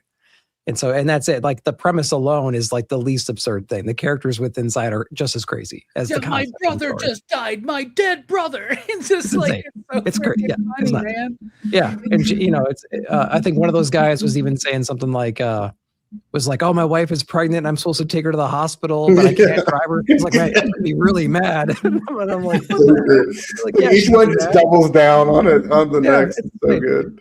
And the girl like interrogating our one of our dudes that lost his brother, just beating him with a phone book because it doesn't leave bruises. It's like it's an insane. And she like jump kicks through the book and hits him in the face, and he's making fun of her the whole time because she's not whatever. It's just.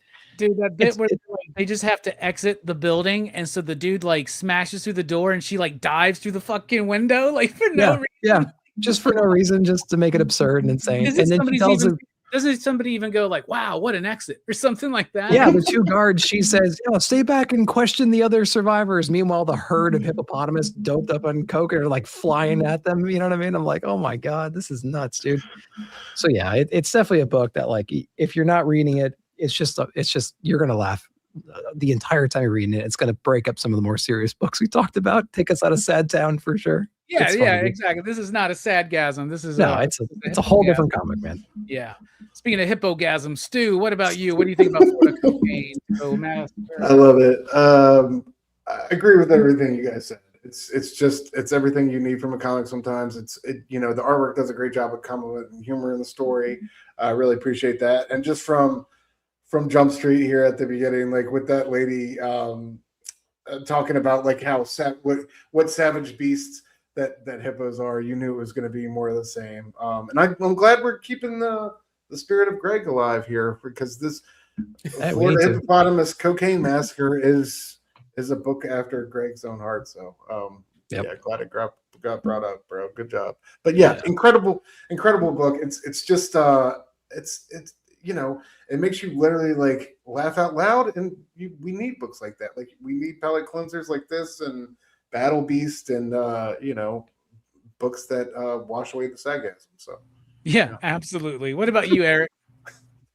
This is another one, unfortunately, I haven't gotten to, but it's definitely on the list. I loved issue number 1. It was just so fun. This month, in fact, feels like it's been like jam-packed full of like, we didn't get a lot of pretentious books. Basically, we had a lot of fun books. It feels like this month, and I'm anticipating that this is going to kind of fit that bill, and do that kind of thing for me, like that change of pace kind of book. So I'm excited. I'm glad you guys liked it, and I'm hoping I'll be able to get to it maybe tonight. Maybe.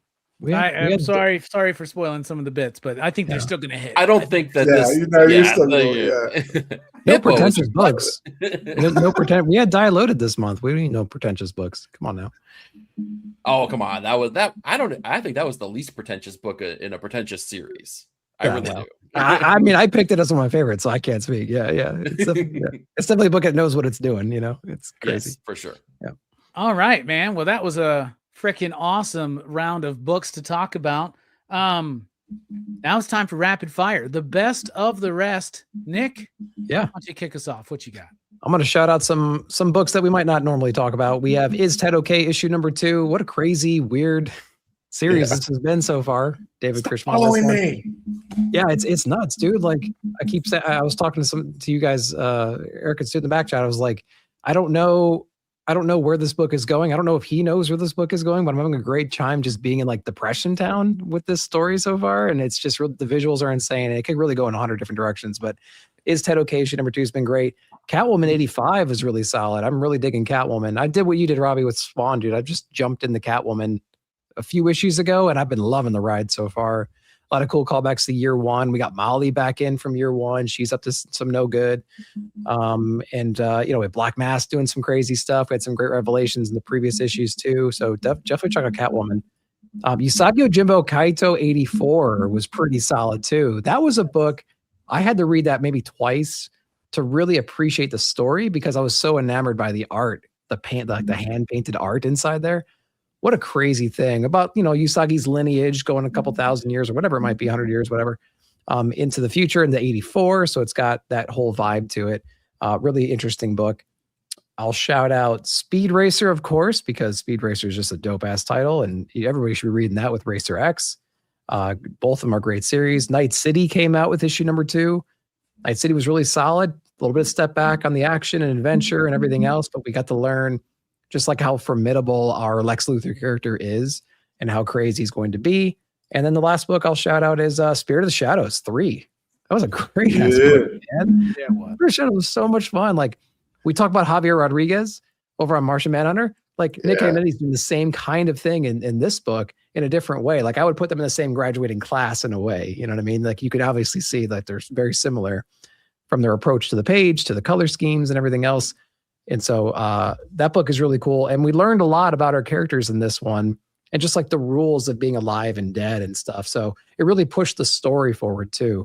And it was a visual treat. So yeah, I'll stop there. Some great picks, man. I loved every single one of those. What about you, Stu? What you got for your rapid fire? All right, I'll go Beneath the Trees, the conclusion where nobody sees, Rite of Spring number 6, burn it all down. Burn it all down and see what remains. It didn't hit like on some of the cylinders that like earlier issues in this volume did, but regardless, I thought it was such a fantastic issue or ending to the series and just a great second presentation from Horvath in this world. Still leaves a lot of open-ended things, so I imagine we'll see Sam somewhere on down the road, but man, this was incredible. R.I.P. Monica. Yo, burn fucking alive. Holy shit. Let's see. What else I got? I'll go Absolute Wonder Woman number 18. Love the whole interaction here with her and Zatanna. Again, another we kind of see where it's going. We're gonna get this set up with this awesome piece of magic that Diana has and like the backstory, how she got it and how she's going to use it on this foe. But regardless, the world building we're doing in this, the job Hayden Sherman continues to do, such a consistently incredible book and just so well written. What else do I want to shout out? I'm going to shout out a next level book. Let's go Deathstroke number 1, man. Deathstroke number 1, I think, was the best one, the one I enjoyed the most. Tony Fleek's doing an awesome job with that character. Artwork was incredible. Just did a great job, taking what was already established with that character and also doing something new with it at the time. I think, it understood the assignment just a little bit better than Lobo. And I think much better, unfortunately, than Batwoman number 1. And then finally, I'm going to go Infernal Hulk number 5, y'all. I think they finally figured out how to use the fill-in artists. Was it Kev Walker did an incredible job on this one? It was like one of the best Kev Walker issues I've ever read. Man. Really they're doing a really good job. I think mimicking, not to say that I don't mean to insult Kev, but just mimicking that Nick Klein style, but also making it something of his own. And like that whole what was it? Agent of the One or whatever. Like when he appeared, and that whole fight was fucking badass. So and then we get this crazy Hulkbuster armor in this next issue, so I'm excited to see what they do with that. But yeah, man, Infernal has been I feel like they've kind of worked out the kinks in that one. It's been a really great series so far. So number 5 impressed me. Yeah, really did. Is that the end of your rapid fire? That is the end. That is a great rapid fire, man. I love the Hulk love, dude, because Infernal Hulk is badass right now, man. And you're right. They're learning to use those fill-in artists better. And I really appreciate that. What about you, 9-panel grid? Our man E, what's your rapid fire? All right. I'll start with the finale of the event that was DCKO. I thought they did a really good job. I was pleasantly surprised by what I thought was going to be a silly, stupid thing. And was it that? Sure. But I think it was also something more than that as well. I really love the way that they recontextualize the end and make it feel very true to Clark's character. Really, really dug that. Plus the kickoff at the end, right? Bringing Wes Craig back and kind of bringing it all the way full circle to DC all in. Oh, that got me really excited. Okay. Speaking of Superman, the latest issue of Superman, which was Superman Less, because we had Superboy Prime being our main character. Yeah. Guys, I hate pretentious fourth wall breaking crap, but also I think I'm learning to love it a little bit. I think that Joshua Williamson and Dan Mora did something special in this issue. I really, really enjoyed it from an issue that wouldn't normally do it for me. Don't know what it is. The magic between those two maybe just made me appreciate those kind of characters a little bit more. And maybe they're trying to take that character out of that landscape too and make him be something more than what I just described as well. And I think that's what they're going to try to do. So that one was really cool. Let's see. Alias, the return of Jessica Jones in Marvel Comics totally surprised me. I was very trepidatious when Kelly Thompson took over the title and brought her, flavor to that game. And that one totally surprised me. And then when Sam Humphries was announced as being the writer, I was like, oh, this isn't going to work. I just don't trust anyone that's not Brian Michael Bendis. And I'm learning to trust. I'm learning to trust a little bit through Marvel because Sam Humphries really wrote the character in a way that felt in the same vein of the great arcs that Brian Michael Bendis and Kelly Thompson did. On top of that, the artwork felt very much like the artwork in the original series as well. It had those, was it Michael Lark? I can't remember who was on it. Michael Gatos, thank you. It had that same kind of vibe, the same tone to it. So that one worked for me. I'm excited to see what they do with that moving forward as well. Let's do. That was a series with that first issue, right? What's that? First issue? That had that crazy ass first issue, Alias, back in the day? Oh, yeah. That was I don't remember if it was the kickoff of Max, but it was the one that made you go, whoa. I think it was the first one, yeah. And the first word is fuck, right? Yeah. It was very Max. We could say that. All those early Max books were so Max. They were so Max. Dude, the Garth Ennis Nick Fury series was insane. Well, yeah, those Bill Sienkiewicz covers were insane, but Garth Ennis was in full Garth Ennis mode in that book. Facts. Last issue that I'll talk about here. Let's talk Absolute Batman. The last issue of Eric Canetti's artistic time on the title. With Poison Ivy, learning what that character is all about, seeing what's motivating her, seeing that maybe she's not as villainous, just like Poison Ivy is in kind of the DC proper, right? But almost trying to recruit Bruce, and then seeing that change that happens in Bruce as he kind of leans fully into being Batman. Like, hey, screw Bruce Wayne. I'm done with that stuff because nothing is working in that facet of my life. But Batman, that's working in a big bad way. So I'm excited. That was a really exciting 2-issue arc, but it gets me even more excited to see, hey, where are they going to take this now? Because it feels like a launching off point to see how Batman is going to screw things up and have to pivot all the way back to becoming Bruce again. Yeah, well done. Great rapid fire. Y'all have left me plenty. Let's get through these. Let's see. Absolute Superman number 17. Juan Ferreira artwork, Parasite, Jason Aaron. Yes. That book is finally really super solid to me, man. I really, really like that. Narco number 1. Had a lot of fun with the new Doug Wagner, Daniel Hilliard comic. Youngblood number 4. Y'all know I love Rob Liefeld, but even as a Rob Liefeld fan and Mark, Youngblood number 4 was something really cool for Youngblood fans. So it was a big moment. I was excited for that. Transformers number 30 was my favorite of the Robert Kirkman era. Big changes, big things happening. I'm really loving that book. I love the energy too. Hulk Smash Everything, issue number 4. Am I starting to learn to appreciate Ryan North? I don't know, but when he's just having Hulk fighting basically fighting the asteroid that the dinosaurs are wiped out by, fighting Galactus, fighting a black hole. Like, I don't know, man. There's something wild about that book. It's so just bonkers. I love it. We mentioned this one earlier, 51, issue number 1. Really like that. I thought Lobo number 1 was good. I like the art better than the story, but I do feel like we can get to the energy that I'm expecting there. G.I. Joe number 20. Now we've got, after the dramatic events of Transformers number 30, we have it directly then reflected in G.I. Joe number 20, which really truly starts making the Energon universe feel as connected as Marvel Comics felt connected to me in the 80s when I was reading them, right? So I'm loving that. Moon Knight number 2. Y'all, Jed McKay's been writing a great Moon Knight book this entire time, and I know it's annoying with all the constant reboots and everything, but Dev Promenix's artwork is so freaking insane, and this book was so brutal and just so badass in its pacing and its delivery and execution. Starship Godzilla number 6, the final issue of that series. I really, really like that book. It's kind of like Firefly, but instead of Serenity, it's Mecha Godzilla, right? So that's pretty fun. Wrestle Heist number 4, that's the best Kyle Starks book of the month right there. So much fun, especially if you're a wrestling fan. Fantastic Four number 9. I haven't been that into Ryan North's Fantastic Four run, but this Invincible Woman arc, especially this newest issue, freaking insane.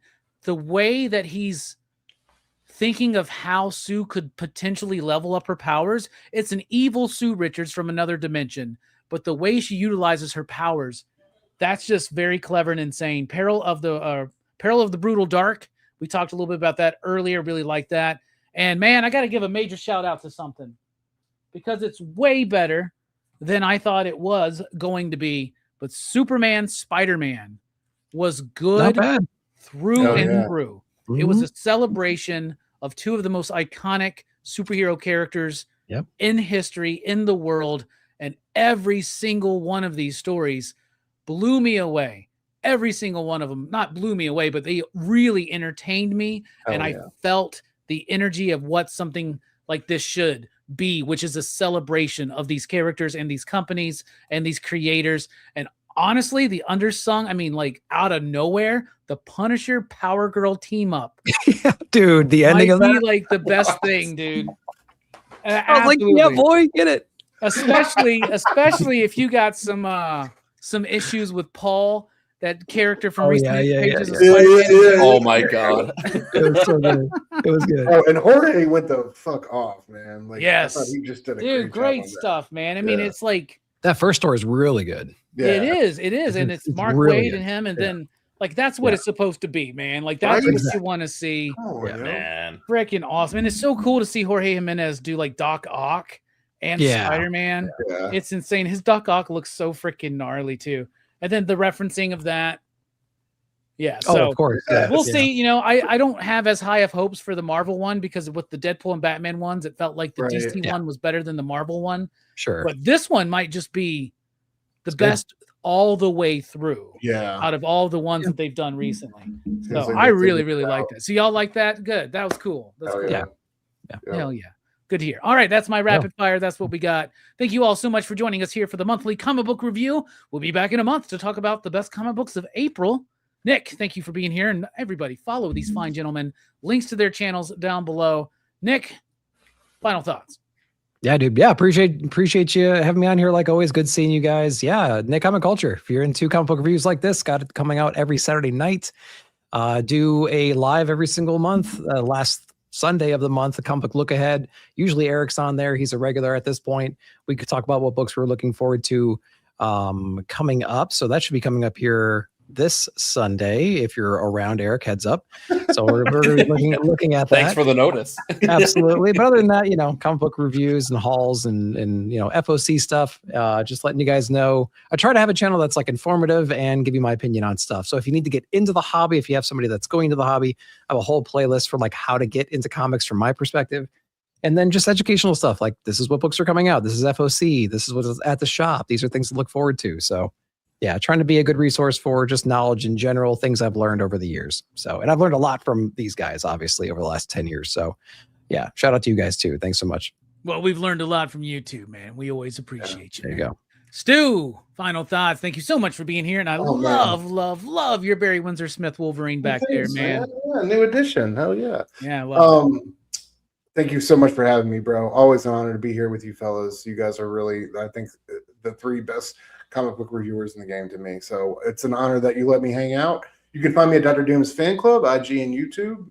Me and this guy right here go live every Wednesday night, 9:30 p.m. Eastern over there. Talk about our favorite releases from the past week of comic books, Marvel, DC, Image, and the Indies. But we just had a great tribute to Sam Keith last night, an artist who, was so profound and influential on us as young comic book fans. So we had to celebrate Sam's life and legacy, and it was an honor to do so with you. So come check out that show if you feel so inclined. But yeah, every Wednesday night, 9:30 p.m. Eastern, and you can find me on IG posting about the comics I love all the time.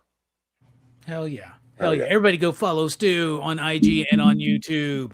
Hey, that kind of rhymed. That was dope, man. Yeah. I'm a poet and didn't even know it. Oh, what about you, Eric? Thank you so much for being here. Final thoughts. Yeah, always a pleasure hanging out with you guys, man. Yeah, it's a blast every single time I get to talk comics with all you guys. Yeah, check out 9-Panel Grid, comic reviews similar to Robbie and Nick over here, and Stu. Stu doesn't give himself enough credit here. He's in the review game too. Just today. In fact, maybe I did this specifically for Robbie. I had a video that dropped. It just dropped at 4 o'clock here, and maybe it goes over a book that I wasn't able to talk about today, but I wanted to make sure I could shoehorn it in. Guys, I do a comprehensive look back at the first 16 issues of the book that is just so amazing, life-changing, arguably, The Power of Fantasy. So go make sure you check it out, Robbie. Make sure you check it out. Are you going to check it out, Robbie? Shouldn't I read the book first? Maybe, possibly. I think I do a pretty good job, though. Don't do that. No. See, he's trying to set you up where he doesn't have to do either. He doesn't. Yeah, exactly. But yeah, check me out. All these channels. I'm jumping in, hanging out with everybody here. But yeah, check out the channel. Good stuff. Maybe not as informative like Nick's trying to be, but nobody got time for that. I'm here for the tomfoolery. Awesome.